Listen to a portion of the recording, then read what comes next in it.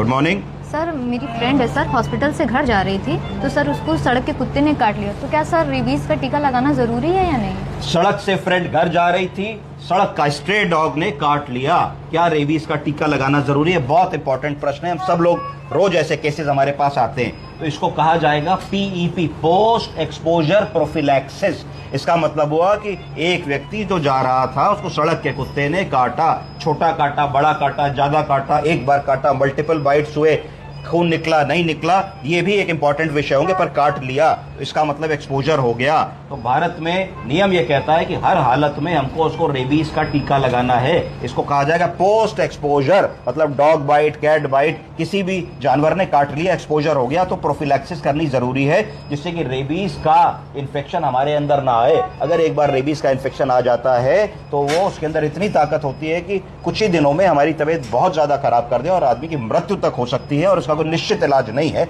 इसी वजह से हर व्यक्ति जिसको कुत्ता काटे, बिल्ली काटे, टीका लगाने को कहते हैं, क्योंकि टीका लगाने में आपको थोड़ा दर्द ही होगा, सरकारी अस्पताल में फ्री मिल जाएगा, पर जान बच जाएगी, इसकी लगभग पूरी गारंटी है। अब मैं आपको बताता हूं कि वैक्सीनेशन कैसे होता है।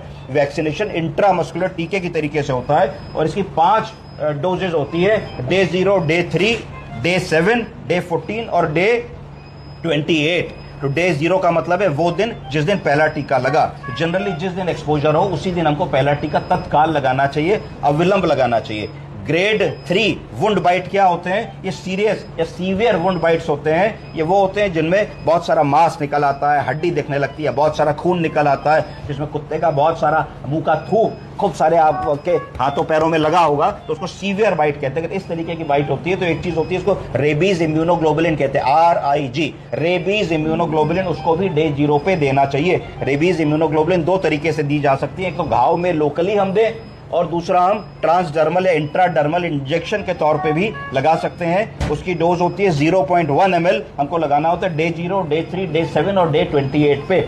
इंट्राडर्मल की कंसिडरेशन क्या होने चाहिए कि हमको वुंड को 15 से 20 मिनट रनिंग वाटर में, नल के पानी के नीचे साबुन से घाव को जितना धो सके धोना चाहिए। उसका इंटेंट ये होता है कि अगर मान लीजिए कुत्ते ने काटा, उसको रेबीज का इन्फेक्शन था और रेबीज का 1000 वायरस आपके पैर में चिपक गया, तो अगर आप धो करके उस 1000 वायरस को धो डालोगे तो 0 हो जाएगा। और अगर बहुत डाइल्यूट कर दोगे और 10, 20, 50, 100 वायरस बचेंगे, तो वो आपके शरीर में उतना नुकसान नहीं कर पाएंगे जितना 1000 वायरस कर देंगे। तो सबसे पहली तो चीज है कि हमको जब तक प्राइमरी उपचार नहीं मिल रहा है तो निकटतम जगह पे जाकर के किसी भी तरीके से हमको उसको वॉश कर देना चाहिए। फिर इंट्रामस्कुलर जो रेबीज का इंजेक्शन लगता है जनरली डेल्टॉइड मसल में लगता है। कहाँ लगता है? हाथ की मसल में, डेल्टॉइड मसल में लगता है। फिर रेबीज का जो इम्यूनोग्लोबुलिन है वो मैंने आपको बताया कि अगर डीप वुंड है तो उसको हमको या तो इंजेक्ट करना है या हमको लोकली प्रो लगा देना है, जिससे कि रेबीज के अगेंस्ट एंटीबॉडीज बन सके। क्या बन सके? इमीडिएट एंटीबॉडीज बन सके, जो रेबीज के कीटाणु को न्यूट्रलाइज कर सके, धराशायी कर सके, मार सके।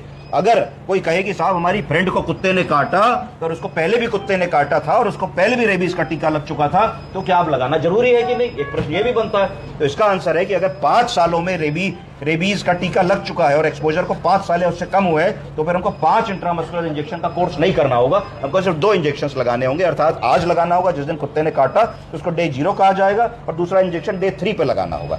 तीसरी सिनेरियो देखिए कि अगर हम एक ऐसे आदमी की बात कर रहे हैं जो इम्यूनो कंप्रोमाइज्ड है। इम्यूनो कंप्रोमाइज्ड का मरीज है कि उसको 1 साल पहले कुत्ते ने काटा था, 1 साल पहले उसको रेबीज के 5 इंजेक्शन लगे थे, पर आज फिर कुत्ते ने काट लिया, बिल्ली ने काट लिया। उस स्थिति में ऐसे मरीज जिनको HIV की बीमारी है, जिनको एड्स की बीमारी है, जो स्टेरॉइड दवाओं का सेवन करते हैं, या जो इम्यूनिटी जिनमें कम है, इम्यूनो डेफिशिएंसी सिंड्रोम के मरीज हैं, उस तरीके के मरीजों को यह माना जाएगा एज नॉट वैक्सीनेटेड। क्या माना जाएगा? As not vaccinated. टीका लगा है, 5 साल के भीतर लगा है, पर यहां पे नियम टूट जाएगा, नियम अलग हो जाएगा, नॉन वैक्सीनेटेड माने जाएंगे। उन लोगों में 5 टीके बराबर फिर से इंट्रामस्कुलर लगेंगे, और यही नहीं, उन लोगों में एक छठा टीका भी लगेगा, और छठा टीका 90 दिन के ऊपर लगेगा। कब लगेगा? 90 दिन के ऊपर लगेगा। एक चीज और हमको सोचनी चाहिए ऐसे मरीजों में, क्योंकि एक्सपोजर हुआ है, कुत्ते ने काटा है, तो टिटनेस की भी संभावना बनेगी। अगर टिटनेस की वैक्सीन नहीं है या उसका रिकॉर्ड नहीं, तो ऐसे मरीजों में एक खुराक टिटनेस की भी लगनी चाहिए।